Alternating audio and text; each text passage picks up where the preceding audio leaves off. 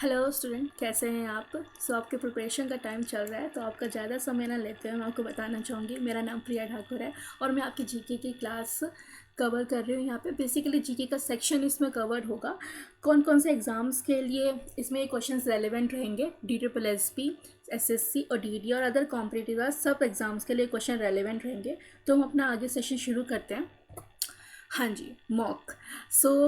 जिन जिन बच्चों ने ये मॉक टेस्ट लिए हैं उन्होंने तो मॉक लगाना शुरू कर दिया है। उसमें आपका क्या क्या कवर हो रहा है? इसमें आपके 5 मॉक टेस्ट हैं। 5 मॉक टेस्ट में इनको क्या क्या मिल रहा है?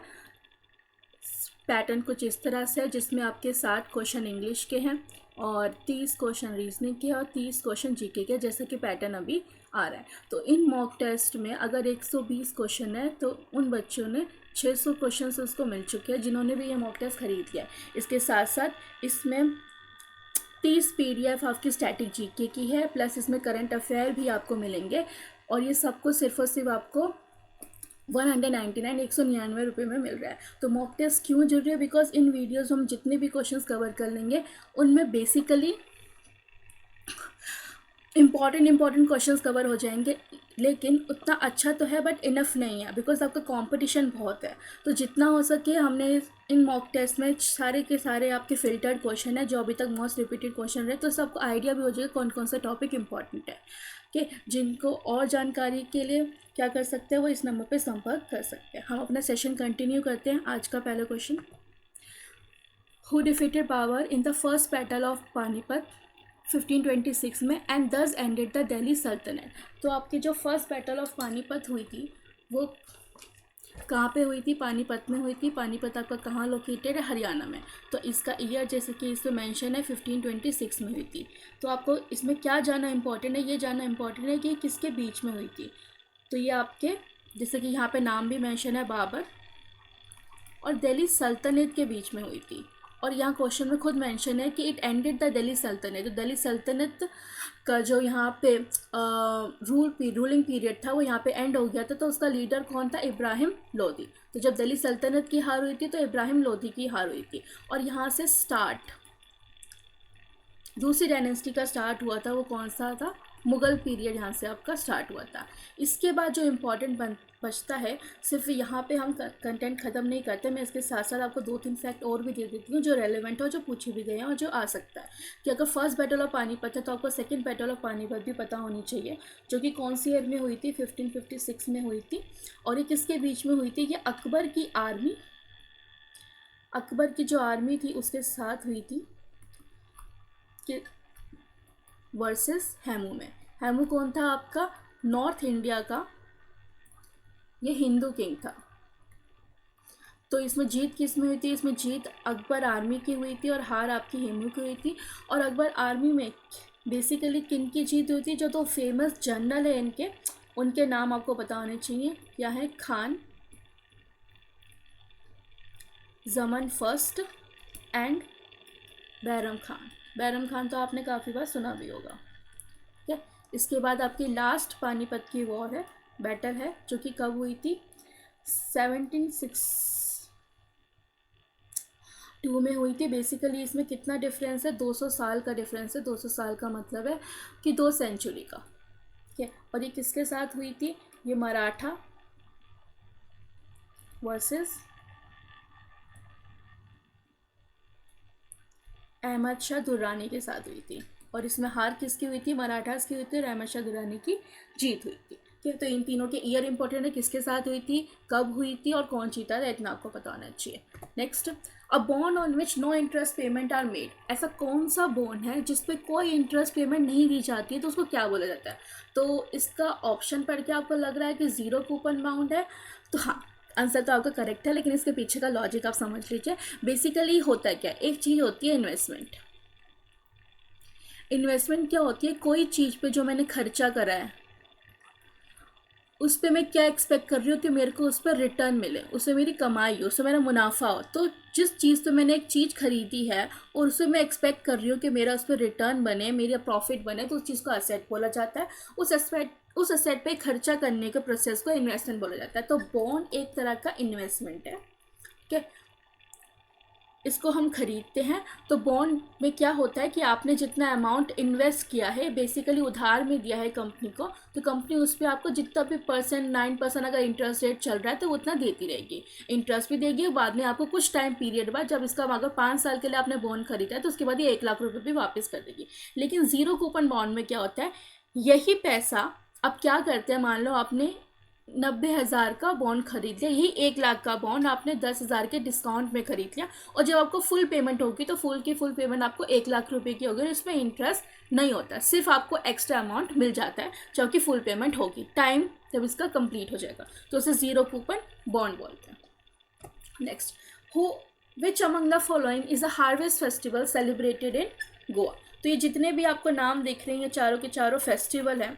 अब इसमें से बहुत ही कॉमन फेस्टिवल है लोहड़ी, जिसके बारे में मैं आपको नहीं बताऊंगी बिकॉज आप ये फेस्टिवल बहुत ही कॉमन फेस्टिवल है। कहाँ सेलिब्रेट होता है, क्यों सेलिब्रेट होता है, इसके 2-3 नाम और है, इसके 2-3 रीज़न और है, तो वो आपको बताना चाहिए और कमेंट सेक्शन में बता सकते हैं। मैं आपको ये 3 अलग जो नाम यहाँ पे दिख रहे हैं उसके बारे में बताती हूँ। तो लोसार बेसिकली क्या है, ये न्यू ईयर फेस्टिवल है, कहाँ का, तिब्बत का। फिर आपका आता है ये चरता का एक दूसरा नाम भी है जिसे हम छतर यात्रा भी बोलते हैं, जो आपका महाराष्ट्र में महाअष्टमी दुर्गा पूजा जो होती है उसके विजय उत्सव के लिए सेलिब्रेट करा जाता है। एंड आपका ये है लास्ट ऑप्शन, जो कि इन तीनों में से कोई नहीं आया, गोवा का फेस्टिवल। तो ये नौवीदार आपका ये आंसर है करेक्ट, जो कि गोवा में सेलिब्रेट करा जाता है। और क्यों सेलिब्रेट करा जाता है इसका आंसर यहाँ पे मेंशन है, हार्वेस्ट फेस्टिवल सेलिब्रेट करा जाता है। और कौन इसे सेलिब्रेट करता है, इसे हिंदू और वहाँ के क्रिश्चियन दोनों मिलकर सेलिब्रेट करते हैं। ठीक है, लोहड़ी के बारे में आप मुझे कमेंट सेक्शन में बताइए। Next, an offspring tendency to resemble its parents to refer as. तो देखिए ऑफस्प्रिंग क्या होते हैं, आपके बायोलॉजिकल चिल्ड्रन। बायोलॉजिकल चिल्ड्रन एक इंग्लिश टर्म है, ऑफस्प्रिंग भी इंग्लिश टर्म है, बस क्या है ये साइंटिफिक टर्म है, साइंस में ज़्यादा यूज़ होती है। एक ऑफस्प्रिंग की टेंडेंसी रिजेंबल किसको कर रहे हैं, अपने पेरेंट्स। जब वो अपने पेरेंट्स जैसे सिमिलर दिखते हैं, जैसे स्किन का कलर सेम होता है, आई का कलर सेम होता है, तो ये क्यों होता है, इस टेंडेंसी को दिखाने के लिए क्या बोला जाता है। अब ये चारों के चारों जो टर्म मेंशन है, ये चारों के चारों इंग्लिश टर्म है आपकी। इनका मीनिंग सिंपली आपको पता होना चाहिए। इनहेरिटेंस ये होता है कि जैसे मान लो आपके फादर या ग्रैंडफादर की कोई लैंड थी, वो अब उनके पास होने के बाद वो आपको ट्रांसफ़र हो गई है, तो वो क्या करते हो, आप इनहेरिट करते हो। रिजेंबलेंस अगर आप अपने फादर की तरह दिखते हो या सैफ का बेटा उसके अपने सैफ की तरह दिखता है, तो वो सब क्या रिजेंबलेंस है ना। हेरिडिटी क्या है, हेरिडिटी ये है जब हम ट्रांसफ़र करते हैं क्या, ट्रेड्स क्या होते हैं, फीचर्स, कैरेक्टरिस्टिक, जीन्स। जब ये सब चीज़ें एक जनरेशन से दूसरी जनरेशन में ट्रांसफ़र होती है तो उसे हम क्या बोलते हैं, हेरिडिटी। तो इसका आंसर आपको मिल गया होगा, एक ऑफस्प्रिंग जब इस टेंडेंसी को शो करता है कि वो अपने पेरेंट को रिजेंबल कर रहा है, तो उसका आंसर किस में आएगा, आपका हेरिडिटी में आएगा। ठीक है, रिजेंबलेंस नहीं हो सकती, रिजेंबलेंस में ज़रूरी नहीं है वो फादर की तरह हो, जिस किसी एक पर्सन में किसी दूसरे पर्सन की रिजेंबलेंस में होती है। कोई 2 लड़कियां भी एक जैसे दिख सकती हैं तो वो रिजेंबलेंस है, पर उसमें ऑफस्प्रिंग का कोई रिलेशन नहीं है। और वेरिएशन क्या है, जैसे आप और मैं हैं, अगर मैं हूँ और कोई दूसरी गर्ल है, हम दोनों लड़कियाँ हैं, लेकिन फिर भी क्या है, हमें कुछ वेरिएशंस है, उसकी नोज़ का शेप अलग होगा, उसकी आइज़ का स्ट्रक्चर अलग होगा, तो वो सब वेरिएशन रिप्रेजेंट करता है। ठीक है, तो इसका करेक्ट आंसर है आपका heredity. Next, a person who is suffering from high blood pressure should cut down on. अब हाई ब्लड प्रेशर, इस क्वेश्चन का मीनिंग क्या है, एक पर्सन है जो सफ़र कर रहा है किससे, हाई ब्लड प्रेशर से, यानी कि उसको क्या है, हाई बीपी है, बीपी उसका हाई रहता है, तो उसे शुड कट डाउन माने किस चीज़ को कम करना चाहिए, उससे सोडियम, आयरन, कैल्शियम। तो जब बहुत ही ज़्यादा कॉमन सेंस सब लगा सकते हैं, अगर आपका आंसर नहीं भी पता है, तो जब भी किसी को बीपी होता है, हाई होता है, तो डॉक्टर उसको क्या बोलते हैं कि सॉल्ट खाना, नमक खाना कम कर दो। अब नमक तो यहाँ पे आंसर है ही नहीं, तो नमक किससे बना होता है, आपका सोडियम क्लोराइड से बना होता है, जो कि आपका क्या है सिंबल, NaCl। तो Na किस में आपका आ रहा है, सोडियम में, तो सोडियम इसका करेक्ट आंसर है। Next, which is the largest tribe in India constituting रफली 38% of the total scheduled tribal population. तो आपकी इंडिया में ऐसी कौन से ट्राइबल सबसे ज़्यादा लार्जेस्ट है, और ये जो डेटा मेंशन है ये 2011 सेंसस का डेटा है, 2011 सेंसस। ये डेटा हमारी जो पुरानी वीडियोस है जो डीडी एग्जाम के लिए स्पेसिफिकली बनी थी, प्लेलिस्ट में आपको मिल जाएंगी। उसमें मैंने 2011 सेंसस बहुत डिटेल में मेंशन कर रखा है। लार्जेस्ट पॉपुलेशन, स्मॉलेस्ट पॉपुलेशन, किस स्टेट की है, किस यूनियन टेरिटरी की, कहाँ की डेंसिटी कितनी है, फीमेल लिटरेसी रेट कितना है, ठीक है, मेल का कितना है, फीमेल का कितना है, कौन सी स्टेट में हाई है, कौन सी स्टेट में कम है, वो सब डिस्कस्ड है। ठीक है, यहाँ पे मैं आपको, क्योंकि ये वीडियो बहुत लंबी ना हो तो इसलिए मैं आपको इतना बताना चाहूँगी। तो ये 38% आपका शेड्यूल ट्राइबल पॉपुलेशन किस ट्राइब की है, आपकी ये भेल ट्राइब की है। और ये भेल ट्राइब कहाँ कहाँ मिलती है, महाराष्ट्र, छत्तीसगढ़, गुजरात, राजस्थान, मध्य प्रदेश और त्रिपुरा। ठीक, next, who received the 2023 Sastra Prize for his pioneering contribution in number theory। अब सस्त्रा प्राइज है क्या, इसकी आपकी लास्ट की 4 टर्म्स है, इनको याद रख लो। एस से आपका है साइंस, टेक्नोलॉजी, रिसर्च, एकेडमी। अभी करंट अफेयर से रिलेटेड क्वेश्चन है, तो ये क्यों पूछा गया, इसके पीछे ये रीज़न है कि जो एकेडमी अवार्ड दिया जाता है ये बेसिकली फेमस इंडियन मैथमेटिशियन को याद करते हुए दिया जाता है। और वो कौन है, जिनका नाम है रामा नुंजन। फुल नेम आप लिख सकते हो, श्री निवासा। ठीक है, तो ये किसको दिया गया है 2023 में? 2023 में रुशियांग जांग को दिया गया है। ये यूनिवर्सिटी ऑफ कैलिफोर्निया जो कि यूएस में है, वहाँ के एकेडमी प्रोफेसर। तो ये क्यों करंट अफेयर में पूछा गया, बिकॉज इसके पीछे का कंसेप्ट, इसके पीछे का रीज़न इंपॉर्टेंट है। ठीक है, तो वो आपको बताना चाहिए, बिकॉज ज़रूरी नहीं है वो पर्सन का नाम ही पूछे, वो कुछ और भी पूछ सकते हैं, फुल फॉर्म पूछ सकते हैं, किसके बेसिस पर दिया जाता है, किस फेमस मैथमेटिशियन के रिमेम्बरेंस में दिया जाता है, वो भी पूछा जा सकता है। Next, in which Indian state is the Ranthambore national park located. तो कौन सी इंडियन स्टेट है जिसमें ये वाला पार्क लोकेटेड है? राजस्थान, मध्य प्रदेश, महाराष्ट्र, छत्तीसगढ़। तो रणथंभौर से याद रखो कि रणथंभौर का एक फोर्ट भी है, और वो कहाँ लोकेटेड है, वो आपका यहाँ लोकेटेड है। इस लोकेलिटी का नाम देख लो, सवाई माधोपुर में लोकेटेड है। और सवाई माधोपुर आपका कहाँ है? राजस्थान में। तो करेक्ट आंसर आपको मिल गया राजस्थान। अब जब ये नेशनल पार्क आता है तो इसके आसपास की चीज़ें ना बहुत इंपॉर्टेंट हो जाती है। एक तो मैंने आपको फोर्ट बताई गया, ये एक पार्क में लोकेटेड है। उस पार्क में एक लेक मिलती है जो अपनी वाटर, पानी के अंदर जो लिलीज़ है उसके लिए बहुत फेमस है। तो उसका नाम क्या है? पदम तालाब। ठीक, और यहाँ पे कौन कौन से एनिमल्स पाए जाते हैं? नेशनल पार्क है तो एनिमल्स के लिए बनाया गया है। यहाँ पे आपके टाइगर्स हैं, लेपर्ड्स हैं एंड मार्श क्रोकोडाइल हैं।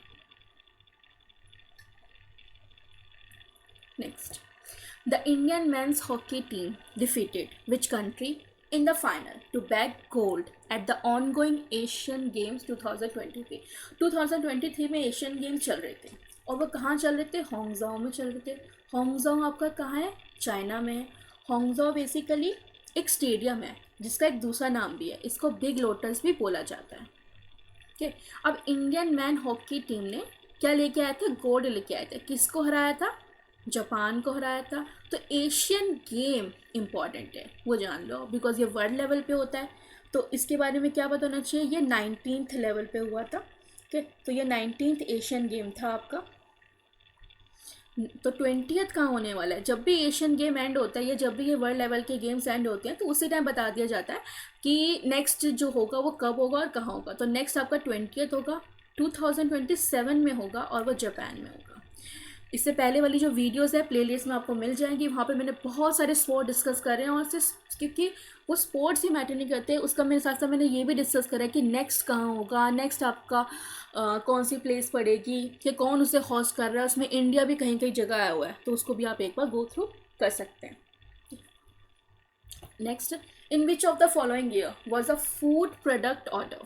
ठीक है, ये FPO है, ये फूड नहीं है, ध्यान रखना, ये फ्रूट है। ऑनलाइन आप चेक करेंगे तो फ्रूट प्रोडक्ट ऑर्डर है। तो ये कब पास हुआ था? ईयर मैं आपको बता देती हूँ, ये 1955 में पास हुआ था। अब बेसिकली ये है क्या, आपका FPO का ना मार्क होता है, ये कहाँ पे छपा होता है? ये फ्रूट्स पे नहीं छपा होता, फ्रूट से रिलेटेड जो आपके पैक्ड प्रोडक्ट हैं, जैसे जैम बनते हैं, पिकल यानी कि अचार बनते हैं, ओके, तो उनके पीछे ये एफ का मार्क होता है जो कि फॉलो करता है फसाई एक्ट को, फसाई एक्ट 2006 को। तो फसाई एक्ट क्या है? Food safety standard act of India 2006 को फॉलो करता है, ठीक। तो ये फैक्ट आपको इससे रिलेटेड पता होनी चाहिए। इससे ये पता चलता है कि हाँ FAO मार्क्ड है, फूड की क्वालिटी बहुत अच्छी है। 1955 में ये पास होना शुरू हुआ था, तब से लोग फॉलो करते हैं इसे। Powerhouse of the cell, cell आपको पता है कहाँ से उठाया? बायोलॉजी के टॉपिक से उठाया। सेल बेसिकली है क्या? हमारी जो पूरी बॉडी है छोटे छोटे यूनिट ऑर्गेनिज्म से बनी हुई है। वो बेसिकली क्या है? सेल। ये लिविंग होता है नेचर में, डेड नहीं होता, बिकॉज ये सारी चीज़ें करता है, ठीक। तो सेल में कुछ चीज़ें इंपॉर्टेंट है क्या? सबसे पहले इसकी लेयर, तो इसकी जो लेयर है ना, इसको क्या बोलते हैं? Cell membrane. ये आपको दिख गई। अब किसी भी लेयर का काम क्या होता है? प्रोटेक्ट करना, ये से बचाता है। सेंटर में एक डेंस चीज़ मिलती है डार्क सी, वो क्या होती है? इसकी न्यूक्लियस। और ये जो सारा पार्ट है ना, इसकी बॉडी है, सेल बॉडी। तो जैसे हमारी बॉडी है ना, उसमें क्या होते हैं? ऑर्गन्स होते हैं। तो सेल में क्या होते हैं? ऑर्गनेल्स होते हैं, LLES, ऑर्गेनल्स, और बहुत सारे होते हैं। यहाँ पे ये 4 इंपॉर्टेंट ऑर्गेनल्स मेंशन है। सेल मेम्ब्रेन तो आपकी प्रोटेक्टिंग लेयर हो गई। गोल्गी apparatus जो कि सेल के अंदर मिलता है, ऐसे लेयर में होता है। ये क्या करता है? कि आपके फूड को, खाने के न्यूट्रिएंट को पैकेजिंग का काम करता है। पैकेजिंग करेगा और उसे इधर से उधर ट्रांसपोर्ट करेगा। फिर लाइजोसोम, लाइजोसोम्स के अंदर क्या होता है? डाइजेस्टिव एंजाइम्स होते हैं। देखो एंजाइम टर्म बहुत इंपॉर्टेंट है, पता होनी चाहिए। करती क्या है? ये आपके खाने को डाइजेस्ट करती है। अब डाइजेशन क्या होता है? डाइजेशन होता है जो भी आपका बड़ा सा आपने कुछ खाना खाया है वो छोटे छोटे टुकड़ों में डिवाइड कर देता है ये एंजाइम। तो लाइजोसोम्स के अंदर से एंजाइम निकलते हैं, वो फूड को डाइजेस्ट करते हैं। ये लाइजोसोम का काम है। गोल्गी apparatus का भी समझ गए, सेल मेम्ब्रेन का भी समझ गए। माइटोकॉन्ड्रिया, माइटोकॉन्ड्रिया वो चीज़ है जहाँ पे आपकी एनर्जी स्टोर होती है। किस फॉर्म में? ATP फॉर्म में। चाहे वो मेरी बॉडी हो, चाहे वो पौधा हो, चाहे वो आपका सेल हो, वहाँ पे ATP की फॉर्म में एनर्जी स्टोर होती है। और ये एनर्जी करती क्या है? इसके वजह से तो खाना डाइजेस्ट होता है, ठीक। कोई भी रिएक्शन होती है, जब एक चाय भी आप बनाते हो तो उसमें जो पत्ती हो दूध के साथ क्यों मिलती है? बिकॉज उसमें एनर्जी, उसको हीट मिलती है। तो powerhouse of the cell क्या होगा? जहाँ पे एनर्जी होगी, जहाँ पे हीट होगी, वो क्या है? माइटोकॉन्ड्रिया इसका करेक्ट आंसर है। Next, the government tax and spending policy are address via policy. Government हमारी सरकार, उसकी जो जितनी भी टैक्स है, टैक्स वो क्या करती है? हमसे लेती है, वो उसकी इनकम है। स्पेंडिंग जो उसका एक्सपेंडिचर है, ब्रिज बनाने में, मेट्रो बनाने में, रोड बनाने में, वो सारी चीज़ें कहाँ रिकॉर्ड होती है? क्रेडिट पॉलिसी में, डेबिट पॉलिसी में, मॉनेटरी पॉलिसी में, फिजिकल पॉलिसी। तो क्रेडिट एक जर्नल टर्म है जो लोन के रिप्लेसमेंट में भी यूज़ करा जाता है। जहाँ लोन यूज़ होता है हम उसको बोल सकते हैं क्रेडिट मिला है उसे। तो क्रेडिट पॉलिसी तो नहीं है। डेबिट पॉलिसी, लोन लिया है तो जिसने दिया है उसका डेबिट हो रहा है, तो वो डेबिट पॉलिसी भी नहीं है। मॉनेटरी पॉलिसी एक इम्पॉर्टेंट टर्म है। ये है क्या? RBI करता है ये मैनेज। RBI क्या करता है? आपकी मनी सप्लाई, मार्केट में कितना पैसा आ रहा है, कितना पैसा जा रहा है, उसकी सप्लाई कौन मेंटेन करता है? RBI। तो ये क्या करता है? मॉनेटरी पॉलिसी के लिए आपका इंटरेस्ट रेट बढ़ा देगा। मार्केट में इंटरेस्ट रेट जब हाई होगा तो लोग क्या करेंगे? ज़्यादा से ज़्यादा पैसा बैंक में जमा करना स्टार्ट करेंगे। तो मनी की डिमांड नहीं, मनी की सप्लाई इंक्रीज रहेगी। और जब जैसे ही इंटरेस्ट रेट कम हो जाएगा तो लोग ज़्यादा से ज़्यादा पैसा लेना चाहेंगे, बैंक से बोरो करना चाहेंगे, उधार पे लेना चाहेंगे, बिकॉज इंटरेस्ट रेट तो बहुत कम चल रहा है, तो मनी सप्लाई इंक्रीज रहेगी। तो ये RBI करता है। ये बहुत इंपॉर्टेंट है, पूछा भी गया है कई जगह, तो इतना पता होना चाहिए। और लास्ट आपका बचा फिजिकल पॉलिसी, जो कि करेक्ट आंसर भी है, बिकॉज इन तीनों में से कोई नहीं था। फिजिकल पॉलिसी क्या करती है? गवर्नमेंट के सारे रेवेन्यू, कितनी गवर्नमेंट की इनकम होने हुई है और कितने गवर्नमेंट का खर्चा हो रहा है, कहाँ का, वो दोनों बना के रखती है। पूरा अकाउंट बना के रखती है, क्या प्लस हो रहा है, क्या माइनस हो रहा है, वो फिजिकल पॉलिसी में होता है, ठीक है। कहते हैं ना गवर्नमेंट डेट में है, तो गवर्नमेंट डेट में है कैसे पता चलता है? फिजिकल पॉलिसी से पता चलता है। कर्जे में है। Who proposed implementing a policy to raise the legal age to buy cigarette. इसका मतलब क्या है? किसने ये पॉलिसी इम्प्लीमेंट करी थी? इम्प्लीमेंट माने शुरुआत करी थी कि लीगल एज को बढ़ाया जाए सिगरेट खरीदने की। तो इन चारों में से वो कौन पर्सन था? अब legal age to buy cigarette बहुत ही कॉमन टॉपिक है, जनरल टॉपिक है। बेसिकली क्या होता है इसमें? यह है कि यूजुअली ये 18 से 20 साल पाई जाती है, ठीक है। जैसे 20 साल आपकी पाई जाती है जापान के अंदर, ठीक है, कि 20 साल का ही एक टीनेजर होगा या पर्सन होगा, ठीक है, जो क्या कर सकते हैं, सिगरेट खरीद सकता है। अब ये 14 भी पाई जाती है कहाँ, इजिप्ट में। 16 होती है आपकी बेल्जियम में, ठीक। और ये 21 भी है कहाँ पे, कुवैत में, कुछ यूएस की स्टेट्स हैं वहाँ पे, और श्रीलंका में भी। तो ये किसने प्रपोज किया, ऋषि सुनक ने प्रपोज किया। ऋषि सुनक कौन से, पहले इंडियन ब्रिटिश प्राइम मिनिस्टर है आपके ब्रिटेन के और ये कब बने थे, 2022 में बने थे। इन्होंने प्रपोज किया, तो इनके बारे में इतना पता होना चाहिए आपको। पीएम है ब्रिटिश के हैं, 2022 के, पहले इंडियन ब्रिटिश है। Next, who coined the term cell, फिर से सेल आ गया क्योंकि सेल इंपॉर्टेंट है। तो किसने सेल डिस्कवर किया था, किसने सेल की टर्म कॉइन करी थी, किसने ओरिजिनेट करी थी। तो बेसिकली कौन है इसका आंसर, इसका आंसर रॉबर्ट है। रॉबर्ट हुड वो पहला पर्सन था अर्थ पे जिसने सेल डिस्कवर किया था। तो इसने क्या किया था, आपका एक पेड़ था, पेड़ की क्या ली, कॉर्क क्या होती है, उसकी छाल बाहर की। तो वो जो उसने बाहर की छाल ली, उसको जब माइक्रोस्कोप में देखा तो उसका स्ट्रक्चर ऐसे दिखा, क्रिस क्रॉस। इसको क्या बोला, जैसे हनी बी का क्या है, छत्ता है, उसको वो ऐसे दिखाई दिया। तो ये बहुत बार पूछा जाता था कि सेल उसको पहली बार किसने देखा था, कैसे देखा था, कैसा वो एक्चुअली में दिखा था। तो उसने बाहर की डेड लेयर ली थी, जो कि इसको क्या, इसने उसको नाम क्या दिया, सेल है, ठीक है। उसके बाद सेल, तो इन चारों में जो आपका जो भी इम्पोर्टेंट नाम है वो रॉबर्ट हुक है। नेक्स्ट, कि dash was recognise by the Sahitya Akademi with the Bal Sahitya पुरस्कार 2023 फॉर हिज बुक, ये आपका आई है इबेमा अमासुंग नगमेमा। तो बेसिकली ये साहित्य अकेडमी जो पुरस्कार है क्यों इम्पोर्टेंट है, बिकॉज जो साहित्य अकेडमी है ये इंडिया की है। ये क्या करती है, किसने अच्छी बुक लिखी उसका रिकॉर्ड बना के रखती है। तो इस बार क्या हुआ, 2023 में दिलीप पर्सन है जिन्होंने ये बुक लिखी थी। ये बुक है क्या, मणिपुरी लैंग्वेज में, और ये किस पे है, ये स्टोरीज़ है, कहानियाँ हैं। कौन सी कहानियाँ हैं, कि किड स्टोरीज़ है, बच्चों के लिए स्टोरीज़ है। तो बेसिकली ये अवार्ड क्यों मिला गया, बिकॉज उसने वो कहानी बहुत ही अच्छे से दर्शा रखी है जो किड्स समझ सकते हैं, जो छोटे छोटे बच्चे समझ सकते हैं। तो उस चीज़ को ध्यान में रखते हुए ये इंडिया की अकेडमी ने दिलीप को 2023 में यह अवार्ड दिया था। Next, Mein Kampf is a 1925 autobiographical manifesto by Nazi party leader। देखो, मेन काम्फ क्या है, 1925 का एक ऑटोबायोग्राफी लिखी गई थी नाजी पार्टी के लीडर में। इवन आपको इसका आंसर नहीं पता, लेकिन इसमें हिंट है, नाजी पार्टी का लीडर। नाजी पार्टी बहुत ही फेमस पार्टी है हिस्ट्री में। कहाँ की है ये, जर्मनी की। इसका लीडर कौन था, एडोल्फ हिटलर। करेक्ट आंसर इसका एडोल्फ हिटलर है, ठीक है।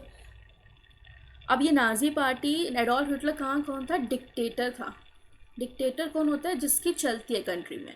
जैसे हमारा कॉन्स्टिट्यूशन है, कॉन्स्टिट्यूशन इंडिया में है, इंडिया में लॉ सबसे ऊपर माना जाता है। डिक्टेटरशिप में क्या होता है, डिक्टेटर के आगे किसी की नहीं चलती, जो उसने बोला वही कानून है, ठीक है। जो उसने पनिशमेंट डिसाइड करी वही होगी, उस पर कोई अपोज नहीं करेगा, ठीक है। तो एडोल्फ हिटलर हिस्ट्री में बहुत इंपॉर्टेंट रोल प्ले किया है, जो कि जर्मन रेवोल्यूशन में इसका बहुत अच्छा कंट्रीब्यूशन रहा है, ठीक। तो इसमें आपको पता होना चाहिए कि जर्मनी में डिक्टेटरशिप 1933 से 1945 में इसका रूल का ड्यूरेशन रहा था। और 1933-1945 में जिसको किसी ने माना नहीं था, बेसिकली इसने क्या करा था, लास्ट में सुसाइड किया था। Next, who among the following put forward the idea of constituent assembly for the India for the first time. तो कॉन्स्टिट्यूएंट असेंबली बहुत ही इंपॉर्टेंट है, पॉलिटी का टॉपिक। कॉन्स्टिट्यूएंट असेंबली क्या थी, कुछ लोगों ने मिलकर एक असेंबली बनाई हुई थी। ये क्यों बनाई गई थी, ताकि इंडिया का जो कॉन्स्टिट्यूशन है वो क्या कर पाए, फ्रेम कर पाए। इंडिया कॉन्स्टिट्यूशन कौन बनाएगा, कैसे बनाएगा, और ये ब्रिटिशर्स के जाने से पहले प्रपोज हुआ था, कि उनके जाने के बाद नहीं हुआ था। उनके जाने से पहले प्रपोज हुआ था कि कुछ लीडर्स थे जो हमारे फ्रीडम फाइटर थे, जवाहरलाल नेहरू, एम.एन. रॉय, गांधी जी, इन्होंने मिलकर डिसाइड करा था कि हम इंडिया का कॉन्स्टिट्यूशन बनाएंगे, हम अपना इंडिया को खुद गवर्न करेंगे, हम अपने कानून खुद बनाएंगे, आपका बनाए कानून पे नहीं चलेंगे। कि तो ये सब ब्रिटिशर्स के सामने प्रपोज किया गया था और ये एक्सेप्ट भी हुआ था। तो सबसे पहले ये आइडिया किसने प्रपोज किया था? एम.एन. रॉय ने प्रपोज किया था। कौन सी ईयर में प्रपोज किया था? 1939। ध्यान रख 34, ध्यान रखना, प्रपोज किया था यहाँ पे, एक्सेप्ट नहीं हुआ था। एक्सेप्ट ये आपके जाके ये जो कॉन्स्टिट्यूंट असेंबली फॉर्म्ड हुई थी ये 1947 में हमारी आज़ादी हुई थी, तो 1946 में ये फॉर्म हुई थी, ठीक है, दिसंबर में। ध्यान रखना, उससे 1 साल पहले हमेशा, ठीक है। एम.एन. रॉय ने प्रपोज की थी। बाबा साहेब अम्बेडकर, B.R. अम्बेडकर, जो आपकी कॉन्स्टिट्यूशन की ड्राफ्टिंग कमेटी है, जिन्होंने ड्राफ्ट किया था कॉन्स्टिट्यूशन, जिनके थ्रू लिखवाया गया था, वो कौन थे? B.R. अम्बेडकर उसके हेड थे, राजेंद्र प्रसाद उसके प्रेसिडेंट थे, और जवाहरलाल नेहरू तो आपको पता ही है फ्री इंडिया के प्राइम मिनिस्टर हैं। Next, from which of the following places does river Gomti originate? So river India की, तो इंडिया की जो रिवर है ऊपर से आपका जो फ्लो होता है यहाँ से उत्तराखंड से गंगोत्री ग्लेशियर से आपकी बन के आती है आपकी गंगा, जो बिल्कुल पैरेलली ऐसे चलती है नेपाल के, ठीक। इसी के साथ आपकी यहाँ से बन के आती है यूपी से, यूपी से आती है आपकी ये गोमती रिवर, तो यूपी तो ऑप्शन में है नहीं, तो यूपी में आपका पड़ता है पीलीभीत। वहाँ से गोमती रिवर ऐसे ट्रैवल करती हुई आती है। अब गंगा का फ्लो देखो आपको किसी तरफ है, इधर की तरफ है, तो अगर आपका फेस इधर की तरफ होगा तो जो इधर वाला पोर्शन पड़ेगा वो आपका क्या पड़ेगा? लेफ्ट, और इधर वाला आपका पड़ेगा राइट। तो लेफ्ट की तरफ से जो नदी आके इसमें मिलती है वो कौन सी नदी है? गोमती रिवर, तो इसको क्या बोलेंगे? Left tributary. अगर आपको ट्रिब्यूटरी का कंसेप्ट नहीं पता तो मैं आपको इतना सा हिंट दे देती हूँ। ट्रिब्यूटरी होती क्या है? जो किसी नदी में आके कोई नदी मिलती है तो वो क्या हो गई? उसकी ट्रिब्यूटरी। और वही नदी आके आगे जाके जब डिवाइड होती है तो वो क्या बनाती है? अपनी डिस्ट्रीब्यूटरी। तो गोमती रिवर गंगा की डिस्ट्रीब्यूटरी नहीं है, ट्रिब्यूटरी है, ठीक। Next, a dash is a direct vote in which the people are asked to either accept or reject a particular proposal. इसकी इंग्लिश या हिंदी समझो बस, एक डायरेक्ट वोट दिया जाता है, लोगों को मौका दिया जाता है, क्वेश्चन पूछा जाता है कि या तो एक्सेप्ट करो, रिजेक्ट करो, एक प्रपोजल आपके सामने रखा गया। जैसे क्लास में आपको मॉनिटर डिसाइड करना है, फटाफट बच्चों से 50 बच्चों से पूछ लिया गया कौन कौन फेवर में है, कौन कौन नहीं है, एक्सेप्ट और रिजेक्ट, हाँ या ना। तो वो किस में होता है? आपका रेफरेंडम ऐसे पास होता है आपका, बहुत जगह ये यूज़ करा जाता है, ठीक है, रेफरेंडम, कि फटाफट एक डिसीजन लेना था, हाँ या ना डिसाइड करके जो ज़्यादा परसेंटेज जिसकी आई वो डिसाइड हो गया, majority. Next, the first language to be conferred the status of classical language. तो पहली कौन सी लैंग्वेज थी जिससे क्लासिकल लैंग्वेज का स्टेटस मिला था? वो आपकी थी तमिल।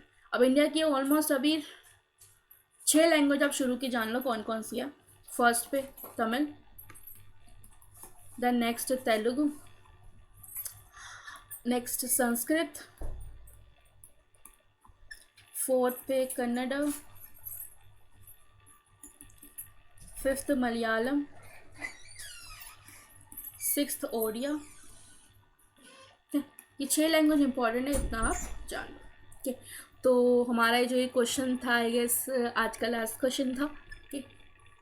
सो मैं आपको इतना कहना चाहूँगी कि आगे जितनी भी अपकमिंग वीडियोस हैं जो बनेंगी वो इसी तरह के क्वेश्चन से रिलेटेड इंपॉर्टेंट कंसेप्ट पे होंगे। और अगर मैंने आपसे 20 क्वेश्चन डिस्कस करे हैं तो क्या मैंने आपसे 20 फैक्ट डिस्कस करे? नहीं, मैंने हर क्वेश्चन के साथ आपको 2 से 3 फैक्ट एडिशनल बताएं, तो यानी कि आपके 40 से 60 फैक्ट, 7 क्वेश्चन आपके यहाँ पे कवर हो चुके हैं, ठीक है। हम तो ये क्वेश्चन पे बेस्ड ही बनाएंगे बिकॉज अभी एग्ज़ाम्स की प्रिपरेशन चलिए। लेकिन अगर कोई ऐसा कंसेप्ट है जो आप अलग से समझना चाहते हैं तो नीचे टेलीग्राम लिंक पे आप ज्वाइन करिए, वहाँ पे अपना रिस्पॉन्स दीजिए। कोई भी टॉपिक है कि अगर आपको फंडामेंटल राइट पे चाहिए, फंडामेंटल ड्यूटी पे चाहिए, DPSP है, प्राइम मिनिस्टर या प्रेसिडेंट है, इनकी पावर, इनकी ड्यूटी समझनी है, इम्पॉर्टेंट आर्टिकल पता होने चाहिए, या जियो में से आपको क्लाइमेट समझना है, मॉनसून सीज़न, वेजिटेशन,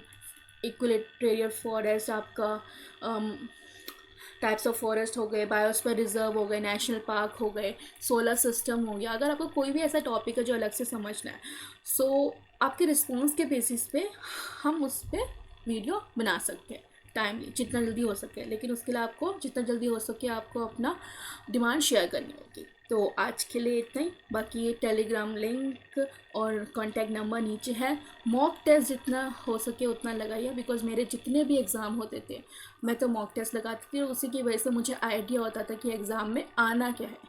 पढ़ने को तो कंसेप्ट में बहुत कुछ है, लेकिन पढ़ना कितना है वो मॉक टेस्ट आपको गाइड करता है, ठीक है। उससे अच्छा गाइड कोई आपको मेंटोर हम भी नहीं कर सकते जितना आपको मॉक टेस्ट कर सकते हैं। Thank you, that's it for today.